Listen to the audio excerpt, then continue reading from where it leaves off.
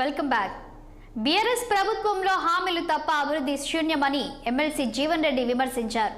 Redesign పేరుతో కాళేశ్వరం ప్రాజెక్టుకు కట్టి కేసీఆర్ కుటుంబం కమిషన్లు దండుకుందని మండిపడ్డారు. రానున్న పార్లమెంట్ ఎన్నికల్లో కాంగ్రెస్ పార్టీ 17 స్థానాలు గెలుస్తుందంటున్న ఎమ్మెల్సీ జీవన్ రెడ్డితో మా ప్రతినిధి శ్రీనివాస్ ఫేస్ టు ఫేస్.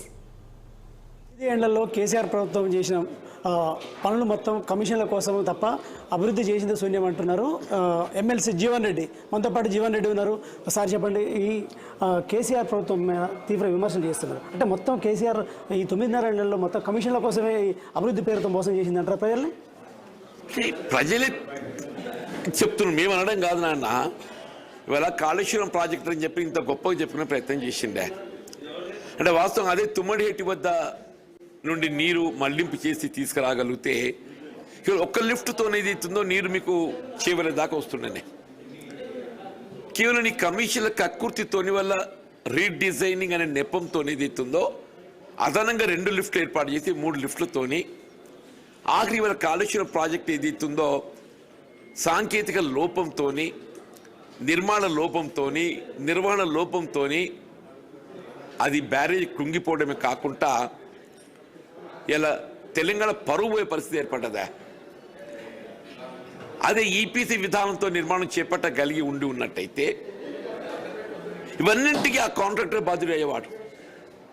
ఉమ్మడి రాష్ట్రంలో కాంగ్రెస్ పార్టీ నిర్మాణం తలపెట్టినటువంటి ఒక జలయజ్ఞం ఈపీసీ విధానంతో ఏదైతున్నదో ప్రభుత్వంకు ఏ విధమైనటువంటి ఒక బాధ్యత లేకుండా ఒకసారి ఒక వర్క్ కాంట్రాక్ట్ అప్పగించబడ్డట్టయితే దాని నిర్మాణానికి సంబంధించినటువంటి ఒక సాంకేతిక వ్యవహారం డిజైనింగ్ మొత్తం వాళ్ళు రూపొందించుకోవటం. ఇప్పుడు బీఆర్ఎస్ పార్టీ ప్రధానంగా ఆరోపిస్తుంది ఏంటంటే కాంగ్రెస్ పార్టీ 6 గ్యారెంటీల పేరుతో ప్రజల్ని మోసం చేసి అధికారంలోకి వచ్చింది. 6 గ్యారెంటీలు అమలు చేయడం శూన్యం అని చెప్పేసి అంటున్నారు. దీన్ని ఏం చెప్తారు? ఇప్పుడు మేము 6 గ్యారెంటీలతోనే అధికారానికి వచ్చినామని చెప్పని భావించడం ఇవాళ ఏదైతే ఇస్ వన్ ఆఫ్ ది ఇదొక ఇది ఎన్నికల్లో మేము అధికారం రావడంలో ఇదొక భాగం. బేసిక్గా నెంబర్ 1 ముందుకు ఏదైతుందో ఉద్యమ లక్ష్యాలు నీరు గార్చినటువంటి టీఆర్ఎస్ ప్రభుత్వాన్ని మార్చాలని ప్రజలు నిర్ణయం తీసుకున్నారు. దానికి అనుగుణంగా కాంగ్రెస్ పార్టీ ఇచ్చిన పాజిటివ్ ప్రోగ్రామ్ ఏదైతుందో ప్రజలను చేరుకున్నది. 6 గ్యారెంటీలే కాదు బాబు, 6 గ్యారెంటీలతో పాటుగా మీ ఇతరత్ర ఎన్నికల ప్రణాళికలో పేర్కొన్న అంశాలన్నీ కూడా మీకు అమలు చేయడం జరుగుతుందని చెప్పి అంటున్నా. ఒకటి ఆల్రెడీ అమలు చేసినాం, ఉచిత ప్రయాణం మహిళలకు సంబంధించి. రేపు గృహజ్యోతి 200 యూనిట్ల వరకు ఏది ఇస్తుందో ఉచిత విద్యుత్తు రేపు అమలు చేయబోతున్నాం. 500 రూపాయలకి సిలిండర్ కార్యక్రమం అమలు చేయబోతున్నాం.